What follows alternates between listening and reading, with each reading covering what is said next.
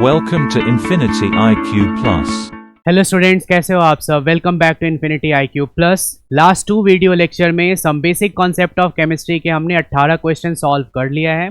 आज का ये वीडियो लेक्चर क्वेश्चन नंबर 19 से स्टार्ट होगा, 27 तक कंटिन्यू करेंगे। इसके बाद एक और वीडियो लेक्चर अपलोड होगा जो लास्ट क्वेश्चन 36 तक जाएगा। तो इन टोटल 36 क्वेश्चन को मैंने 4 पार्ट में डिवाइड कर दिया है। एनसीईआरटी सॉल्यूशन को आप इजीली समझ पाओगे इन चारों पार्ट को देखने के बाद। और एक और रिक्वेस्ट मैं आपसे करना चाहूँगा कि यदि आपको मेरे वीडियोस में किसी क्वेश्चन का एक्सप्लेनेशन समझ नहीं आ रहा है तो एक क्वेश्चन को सॉल्व करने के डिफरेंट तरीके भी होते हैं। यदि आप उस क्वेश्चन को नहीं समझ पा रहे हो तो आप वीडियो के कमेंट में आप ज़रूर बताओ कि कौन से क्वेश्चन का एक्सप्लेनेशन आपको प्रॉपर समझ नहीं आया, तो वो उसका एक सेकेंड ऑल्टरनेट वे सोल्यूशन या उसका और भी कोई सोल्यूशन मैं जल्दी ही अपलोड कर दूंगा, राइट। तो चलिए आज का वीडियो लेक्चर स्टार्ट करते हैं। Some basic concept of chemistry के एनसीईआरटी सॉल्यूशन में थर्ड पार्ट है ये। बाकी फर्स्ट और सेकंड वीडियो लेक्चर का लिंक आपको डिस्क्रिप्शन में मिल जाएगा, आप आई बटन पे भी क्लिक कर सकते हैं, राइट। तो क्वेश्चन नंबर 19 है हमारा, how many significant figures are present in the following. अब ये एक ऐसा टॉपिक है सिग्निफिकेंट फिगर जो आपको फिजिक्स के टीचर भी पढ़ाते हैं, केमिस्ट्री के टीचर भी चैप्टर 1 में पढ़ाते हैं।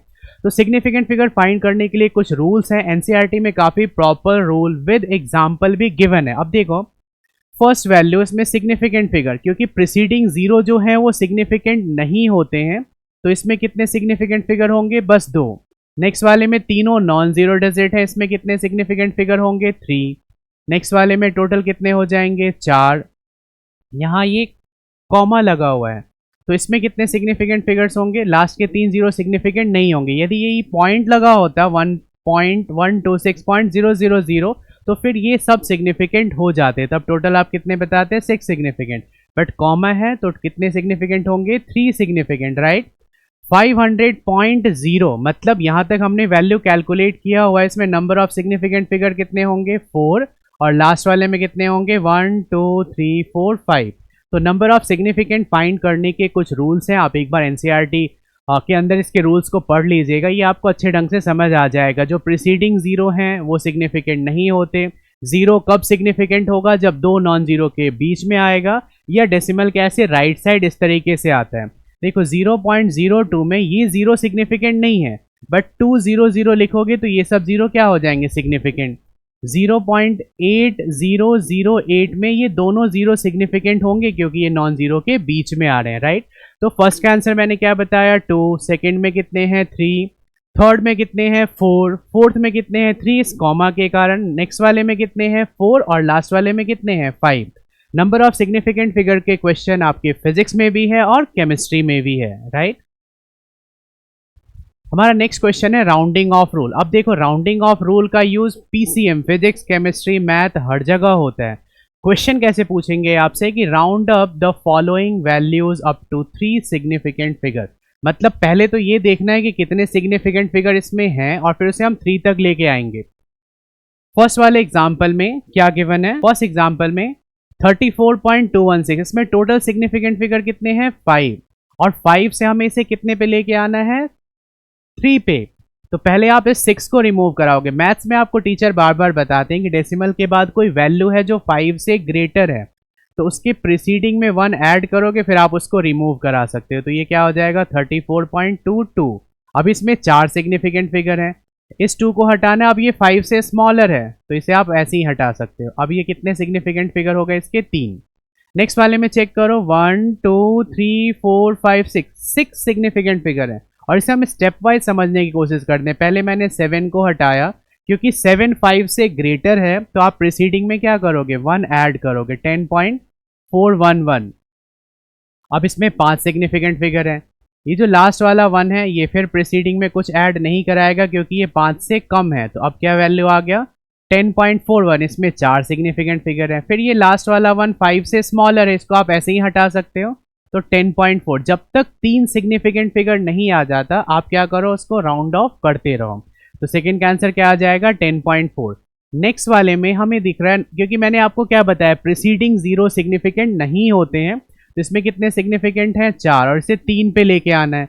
तो आप 7 को हटाओगे और ये जो 7 है 5 से ग्रेटर है, तो अपने प्रीसीडिंग में ये क्या 1 ऐड कराएगा, तो 1 ऐड करते ही ये क्या बन जाएगा 0 4 6 और यहाँ 0 भी लिखना है क्योंकि 3 सिग्निफिकेंट तभी होगा जब ये ऐड करने के बाद आप 0 भी लिखोगे। तो नेक्स्ट वाले का आंसर क्या आ गया 0.0460।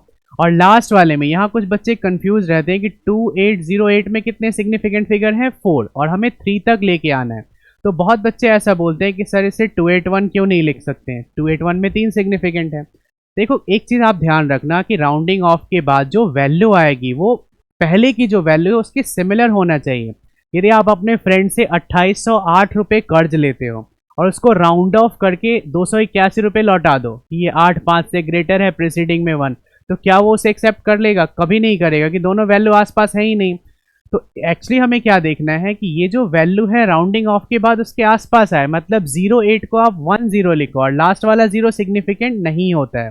तो कितने सिग्निफिकेंट फिगर इसमें आ गए 3 सिग्निफिकेंट फिगर्स। और 2808 और 2810 ये राउंड ऑफ हुआ, ये आसपास की वैल्यू भी है और इसमें 3 सिग्निफिकेंट फिगर भी आ गया, राइट। देखो 100 में आपसे पूछा जाए कि कितने सिग्निफिकेंट फिगर हैं तो सिर्फ 1 सिग्निफिकेंट फिगर आप बताओगे, ध्यान देना आप। लेकिन 100 पॉइंट कर दिया मतलब हम इन तीनों के लिए श्योर हो गए तो 3 सिग्निफिकेंट हो जाएंगे। और 100.0 करोगे तो फिर कितने सिग्निफिकेंट हो जाएंगे 4। 100.00 तो कितने हो जाएंगे 5। इस चीज़ का आपको ध्यान रखना है, राइट।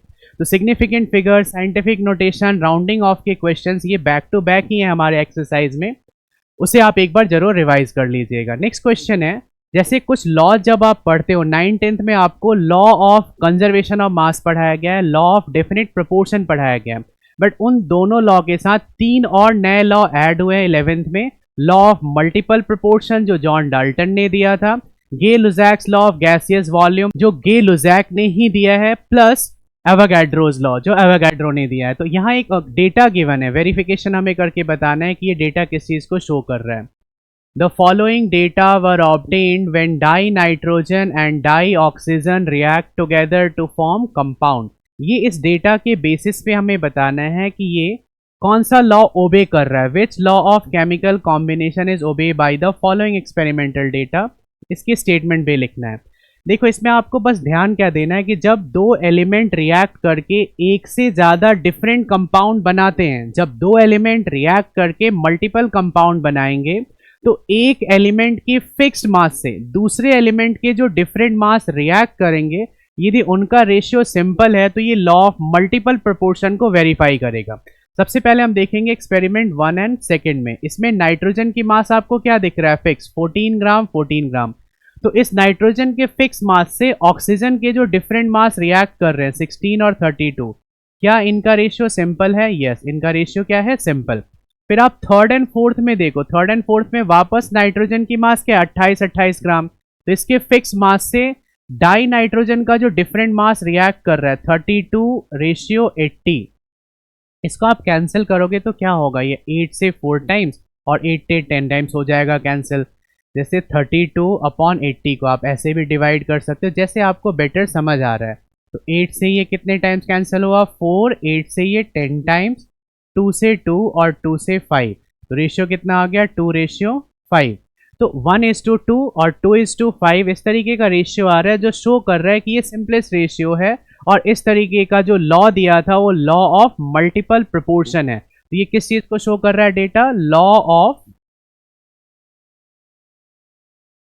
मल्टीपल प्रोपोर्शन को। ये प्रोपोर्शन लॉ किसने दिया था? जॉन डाल्टन ने, भाई जॉन डाल्टन। इनका स्टेटमेंट था कि जब भी दो एलिमेंट कंबाइन करके एक से ज़्यादा डिफरेंट कंपाउंड बनाते हैं तो एक एलिमेंट की फिक्स मास से दूसरे एलिमेंट के जो डिफरेंट मास रिएक्ट करेंगे उनका रेशियो क्या होगा? सिंपल होगा। इस क्वेश्चन में एक और पार्ट है, ऐसे कन्वर्जन आप मैथ्स में करते रहते हो, फिल इन द ब्लैंक्स। इसमें कन्वर्जन करना है 1 किलोमीटर को मिलीमीटर में और पिकोमीटर में। अब देखो किलोमीटर को आप मिलीमीटर में कन्वर्ट करना चाहते हो तो पहले किलोमीटर को आप किस में कन्वर्ट करोगे? मीटर में। फिर मीटर को किस में कन्वर्ट करोगे? सेंटीमीटर में। 1 किलोमीटर में कितने मीटर होते हैं? 1000 मीटर। 1 मीटर में कितने सेंटीमीटर होंगे? 100 सेंटीमीटर। फिर सेंटीमीटर को मिलीमीटर, 10 मिलीमीटर 1 सेंटीमीटर की इक्वल होता है। तो इतना सेंटीमीटर को फिर मिलीमीटर में कन्वर्ट किया तो फाइनली हम कहाँ पहुंच गए, 1 किलोमीटर इक्वल 10⁶ मिलीमीटर, राइट। इसको पिकोमीटर में कन्वर्ट करना है, तो देखो एक बार आपने मीटर में कन्वर्ट कर लिया तो मैंने आपको पहले बताया हुआ है कि 1 पिकोमीटर इक्वल 10⁻12 मीटर, और 1 मीटर इक्वल कितना हो जाएगा, 10⁻12 पिकोमीटर। तो पहले आप किलोमीटर को मीटर में कन्वर्ट कर लो और फिर उसको पिकोमीटर में कन्वर्ट करने के लिए आपको क्या करना है, 10⁻12 से डिवाइड या 10⁻12 से मल्टीप्लाई। तो ये कितना आ जाएगा, 10⁻15 पिकोमीटर। तो फर्स्ट कन्वर्जन हो गया। दूसरा, हमें मिलीग्राम से किलोग्राम और नैनोग्राम बनाना है। तो मिलीग्राम को पहले आप ग्राम में कन्वर्ट करोगे 1000 से डिवाइड करके, फिर ग्राम को किलोग्राम में 1000 से डिवाइड करके, तो ये आपका आ जाएगा 1 मिलीग्राम इक्वल 10⁻6 किलोग्राम, राइट। और इसे आप फिर कन्वर्ट करना चाहते हो नैनोग्राम में, तो पहले ग्राम में कन्वर्ट कर लो, और 10⁹ नैनोग्राम कितने की इक्वल होगा, 1 ग्राम के। तो ग्राम में कन्वर्ट करने के बाद या तो 10⁻9 से मल्टीप्लाई कर देंगे या 10⁻−9 से डिवाइड कर देंगे, तो ये नैनोग्राम में कन्वर्ट हो जाएगा। फिर क्या करना है, ml को लीटर में, जो कि बहुत सिंपल है। इसके लिए रिलेशनशिप हमें क्या याद रखना है कि 1000 ml इक्वल 1 लीटर, राइट। अब इसे ml को लीटर में कन्वर्ट करना है तो जस्ट ऑपोजिट हो जाएगा, 1 ml इक्वल 1/1000 मतलब 10⁻³ लीटर, ये मैंने कर दिया। और फिर इसे डेसीमीटर में कन्वर्ट करना है तो होता क्या है, 10 सेंटीमीटर इक्वल 1 डेसीमीटर, और 1 ml 1 सेंटीमीटर क्यूब के इक्वल होगा। अब सेंटीमीटर क्यूब को आप डेसीमीटर में कन्वर्ट करने के लिए 10 10 10 3 बार, क्योंकि क्यूब है तो 3 बार डिवाइड करना पड़ेगा। रिजल्ट क्या आ जाएगा, 10⁻³ डेसीमीटर क्यूब। कुछ चीज़ें आप जरूर याद रखो वॉल्यूम कन्वर्जन के लिए कि 1 ml और 1 सेंटीमीटर क्यूब ये दोनों इक्विवेलेंट होते हैं, मतलब 1000 ml 1000 सेंटीमीटर क्यूब के इक्वल आ जाएगा। 1 लीटर इक्वल 1 डेसीमीटर क्यूब, ये याद रखना है। और 1 मीटर क्यूब को आप कन्वर्ट करोगे तो 1000 लीटर आ जाएगा। ये कुछ टर्म्स आपको याद रखना है आगे के लिए, फ्यूचर में भी ये चैप्टर 2 में या कहीं ना कहीं अप्लाई होता रहेगा, चैप्टर 1 में भी।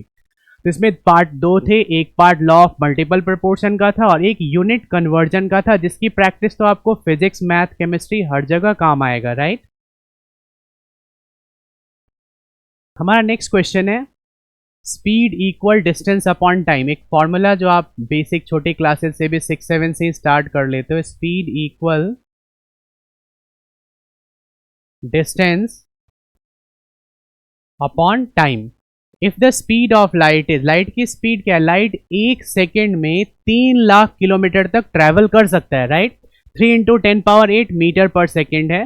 Calculate the distance covered by light in 2 nano second. अब क्वेश्चन है कि 2 नैनो सेकेंड को हम सेकेंड में कैसे कन्वर्ट करेंगे, 2 × 10⁻⁹ सेकेंड। अब होता है क्या, speed equal distance upon time, तो डिस्टेंस इक्वल क्या हो जाएगा, speed into time. Speed metre पर सेकेंड में था, राइट, ये तो सही यूनिट में गिवन था एसआई में, और नैनो सेकेंड गिवन है, इसे आप सेकेंड में कन्वर्ट करोगे किससे मल्टीप्लाई करके, 10⁻⁹ जैसा कि मैंने रिलेशनशिप में बताया। तो 2 × 10⁻⁹ कैलकुलेट करने पे इनिशियली रिजल्ट मीटर में आएगा। इसे हम चाहें तो सेंटीमीटर में भी कन्वर्ट कर सकते हैं, जैसे 0.6 मीटर है और मीटर को सेंटीमीटर में कैसे कन्वर्ट करोगे, 0.6 मल्टीप्लाई बाई 100 तो सेंटीमीटर आ जाएगा। एक पॉइंट रिमूव कराया, 0 से 0 कैंसिल, 60 सेंटीमीटर। अब क्योंकि फ्रैक्शन ऑफ टाइम भी तो बहुत कम है, मतलब 2 सेकेंड नहीं बोला गया, 2 नैनो सेकेंड। अब नैनो सेकेंड तो बहुत कम हो गया सेकेंड से, इसलिए लाइट ज़्यादा ट्रैवल नहीं करेगा, 60 सेंटीमीटर या 0.6 मीटर ही ट्रैवल करेगा। तो इस क्वेश्चन में ऐसा कुछ खास नहीं था, बस ये कन्वर्जन के कारण बच्चे इसे नहीं कर पाते कि नैनो पीको क्या है, और ये मैंने प्रीवियस वीडियो लेक्चर में एक्सप्लेन किया हुआ है। पीको, नैनो, माइक्रो, मिली और एंगस्ट्रॉम का हम कन्वर्जन कैसे करते हैं मीटर में और सेंटीमीटर में, तो उस वीडियो लेक्चर को आप एक बार जरूर रिव्यू कर लीजिएगा। हमारा नेक्स्ट क्वेश्चन है लिमिटिंग रिएजेंट टॉपिक से कि a + b2, पहले तो आप मेक श्योर करो कि रिएक्शन बैलेंस्ड है या नहीं। इससे बना AB2, इसके मोल्स हैं 1 मोल 1 मोल।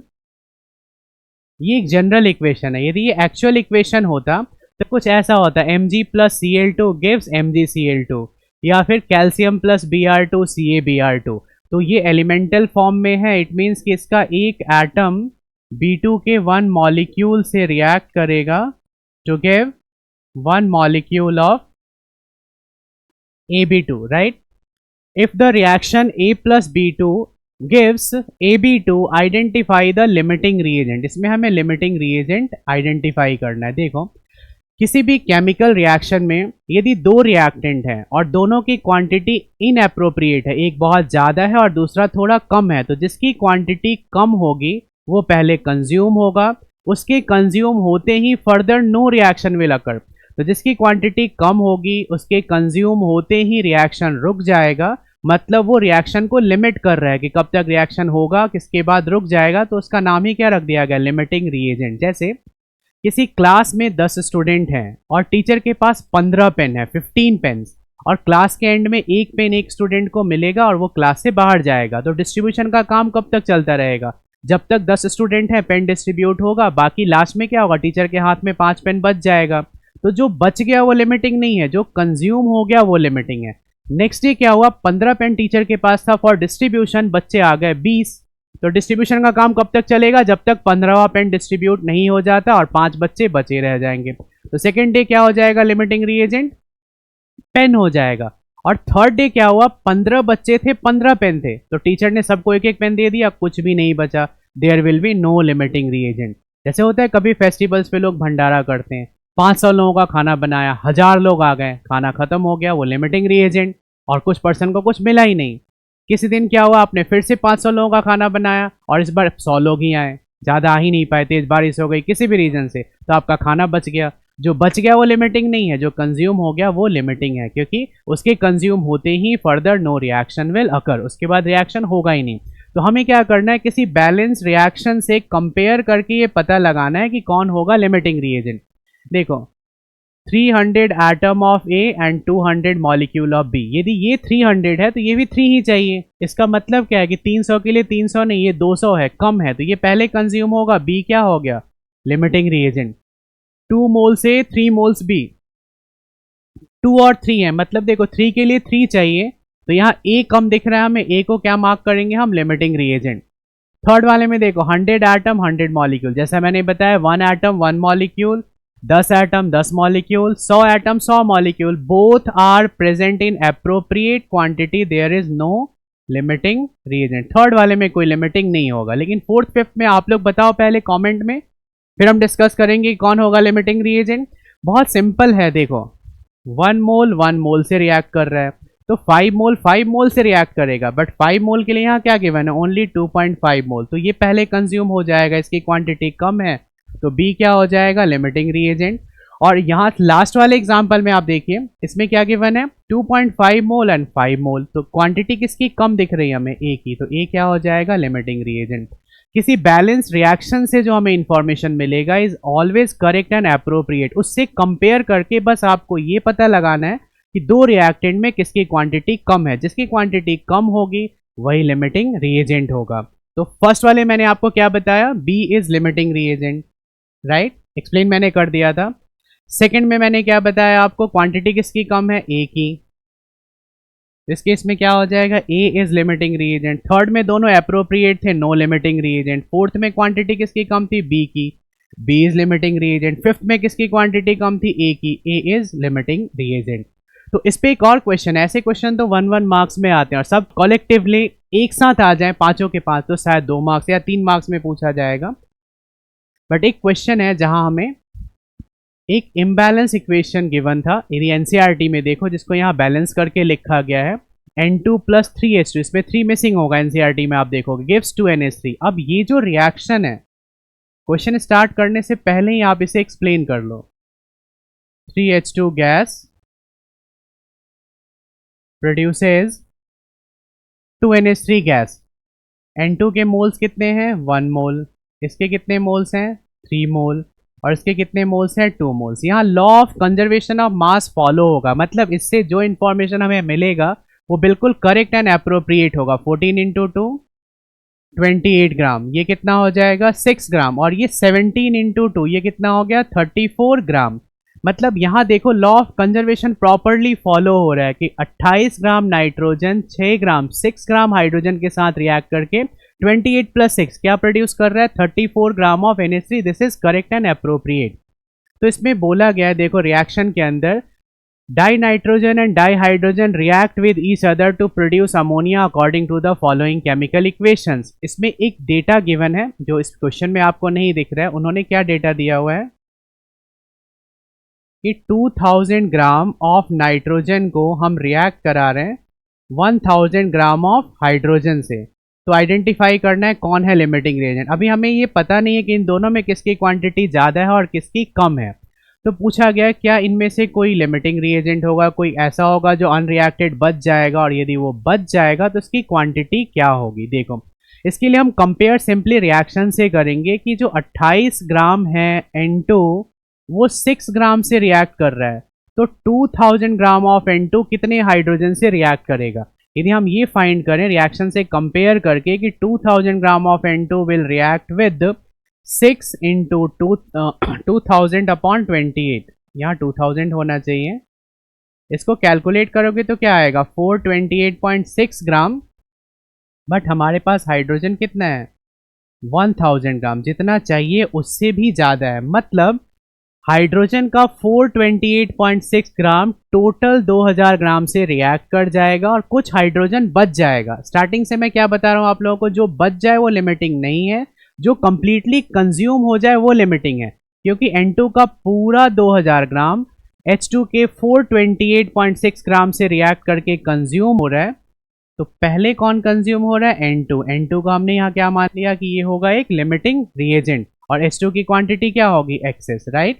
अब कितना प्रोडक्ट बनेगा ये फाइंड करने के लिए आप सिंपली क्या कर सकते हो, लॉ ऑफ कंजर्वेशन भी लगा सकते हो कि 2000 ग्राम N2 कितने हाइड्रोजन से रिएक्ट कर रहा है 428.6 gram of H2। According to law of conservation of mass, total mass of reactant किसके इक्वल होता है, टोटल मास ऑफ प्रोडक्ट। इसे मैंने यदि सम कर दिया तो 2428.57 या 6 ही लिख लो ऐड करके ग्राम ऑफ NH3, ये इतना NH3 प्रोड्यूस होगा। ये हम फाइंड कर सकते हैं, या इसको आप यूनिटरी से भी सॉल्व कर सकते हो जैसा सोल्यूशन यहाँ गिवन है, या सिंपली हमने पता लगा लिया लिमिटिंग, तो दोनों को ऐड करके भी हम लॉ ऑफ कंजर्वेशन से भी रिजल्ट फाइंड कर सकते हैं।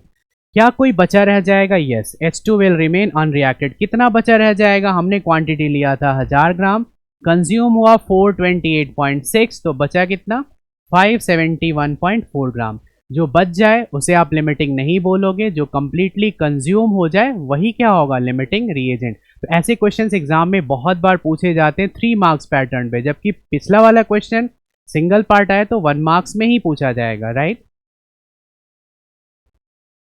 किसी भी क्वेश्चन का सोल्यूशन आपको नहीं समझ आ रहा है बेटर वे में तो आप कमेंट में ज़रूर बताइए, उसका एक सेकेंड ऑल्टरनेट सोल्यूशन हम प्रोवाइड करेंगे आपको, ताकि आपको बेटर ढंग से NCERT समझ आने लग जाए और थोड़ा केमिस्ट्री में इंटरेस्ट भी आपका तब बढ़ेगा। How are 0.50 mole Na2CO3 sodium carbonate, जिसे हम सोडा ऐश भी बोलते हैं, और इसमें डॉट 10H2O लगा दोगे तो ये वॉशिंग सोडा हो जाएगा। और 0.50 कैपिटल M Na2CO3 डिफरेंट, ये डिफरेंट क्यों है। रिसेंटली मैंने मोलैरिटी का एक क्वेश्चन कराया था जिसमें बताया था कि कैपिटल M किसको शो कर रहा है, मोलैरिटी को, और मोलैरिटी होता क्या है, number of moles of solute present पर लीटर ऑफ सोल्यूशन, राइट। तो इसको हम कैसे एक्सप्लेन करेंगे कि इतने जो मोल्स हैं 0.50 mole of Na2CO3 in 1 litre of solution, ये प्रेजेंट है। जबकि मोल का मतलब क्या है, सिर्फ अमाउंट ऑफ सब्सटेंस। यदि हम 1 मोल ऑफ Na2CO3 को ग्राम में कन्वर्ट करें यहाँ मोलर मास के अकॉर्डिंग तो आएगा रिजल्ट 106 ग्राम, लेकिन हम 0.5 को कन्वर्ट करते हैं तो जस्ट उसका हाफ हो जाएगा। हाफ का मतलब 106 का हाफ 53 ग्राम। तो ये जो 0.5 मोल है वो 53 ग्राम Na2CO3 को शो कर रहा है, और जबकि दूसरे वाले में हम ऐसा बोल सकते हैं कि 0.5 मोल मतलब 53 gram of Na2CO3 1 litre of solution में प्रेजेंट है। 53 gram Na2CO3 are present in 1 litre of solution. First सिर्फ बता रहा है क्वांटिटी ऑफ सोडियम कार्बोनेट को मोल कॉन्सेप्ट के अकॉर्डिंग कि वो हाफ मोल है, मतलब 106 का हाफ हो जाएगा, राइट। और दूसरा बता रहा है कि इतने जो मोल्स हैं वो 1 लीटर में प्रेजेंट है, जो कि मोलैरिटी की एक वैल्यू है। स्मॉल m लिखा होता तो हम उसे मोलैलिटी मान लेते हैं और 1 लीटर की जगह हम 1 kg ऑफ सॉल्वेंट लिखते हैं, राइट। अब देखिए हमारा नेक्स्ट क्वेश्चन है, if 10 volume of dihydrogen gas react with 5 volume of dioxygen, how many volumes of water vapour could be produce. ये आप रिएक्शन की हेल्प से फाइंड कर सकते हो।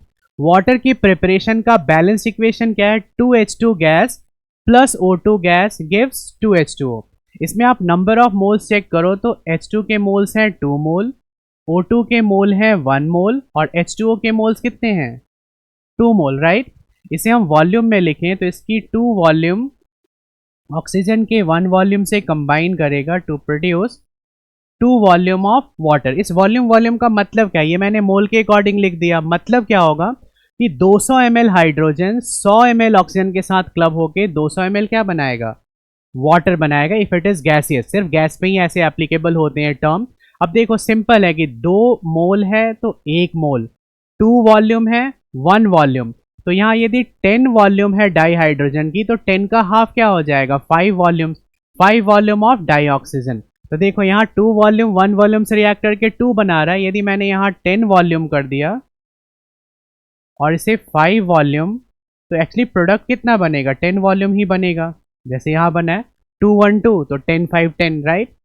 2 volumes of H2 react with 1 volume to produce 2 volumes of O2 H2, और इसका reaction जो हो रहा है वो 2:1 के रेशियो में, और प्रोडक्ट क्या बन रहा है 2 moles 2 volume.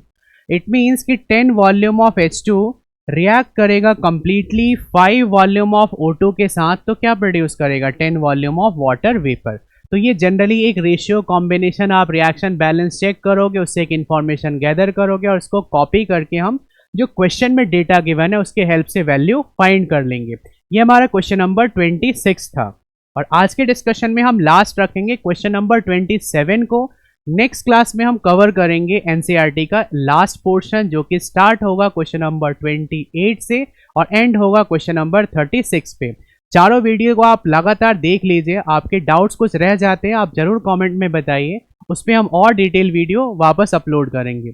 Convert the following into basic unit. Basic unit मतलब ये एक्सपेक्ट कर रहे हैं एसआई यूनिट में। पिकोमीटर को आप मीटर में कन्वर्ट करोगे, माइक्रो सेकेंड को सेकेंड में कन्वर्ट करोगे, और मिलीग्राम को ग्राम में कन्वर्ट करोगे। तो पहले तो पिकोमीटर को मीटर में कन्वर्ट करने के लिए मैंने क्या बताया था 10⁻12 1 पिकोमीटर 10⁻12 मीटर, और फिर इसको साइंटिफिक में हमें कन्वर्ट कर लेना है। तो क्या आ जाएगा 2.87 इंटू 10⁻11। जब आप डेसिमल को राइट से लेफ्ट की तरफ लेके जाते हो तो 10⁻1 आएगा। ऑलरेडी -12 है तो बचा कितना -11। ये साइंटिफिक नोटेशन वाले वीडियो लेक्चर में मैंने बताया हुआ है। नेक्स्ट है 15.15 माइक्रो सेकेंड। अब देखो जो माइक्रो सेकेंड है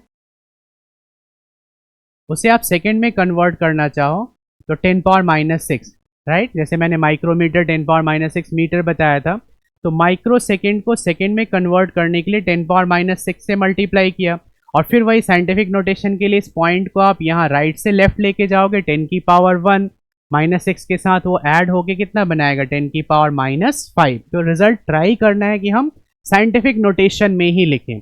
लास्ट है मिलीग्राम। मिलीग्राम को हमें किलोग्राम तक लेके जाना है। बेस यूनिट मतलब यहाँ एक्सपेक्टेशन है एसआई यूनिट, एसआई यूनिट में इसे करना है, राइट। तो मिलीग्राम को ग्राम में कैसे कन्वर्ट करेंगे, डिवाइडेड बाय 1000। ग्राम को किलोग्राम में कैसे कन्वर्ट करेंगे, डिवाइडेड बाय 1000। मतलब ये आ जाएगा 25365 इंटू 10⁻3360 माइनस का 6। अब साइंटिफिक नोटेशन का क्या रूल है, डेसिमल नहीं दिया है तो आप लास्ट में कंसिडर करोगे। और इसे कितने डिजिट हम लेके आ रहे हैं 1 2 3 4 डिजिट राइट टू लेफ्ट। तो इसके लिए क्या करोगे आप 2.5365 इंटू 10⁻4, और ऑलरेडी क्या गिवन है 10⁻6। दोनों को ऐड करोगे तो रिजल्ट क्या आ जाएगा 2.5365 इंटू 10⁻2। तो ये था हमारा third part NCERT back exercise solution का from some basic concept of chemistry.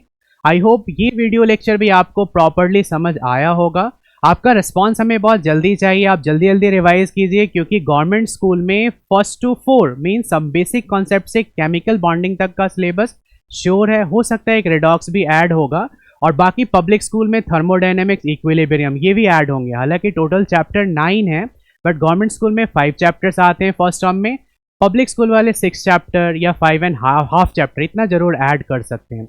Video lecture को आप रेगुलर देखिए, रेगुलर देख के जो भी आपके डाउट्स हैं कमेंट में बताइए और उस पर हम वीडियो बनाते रहेंगे।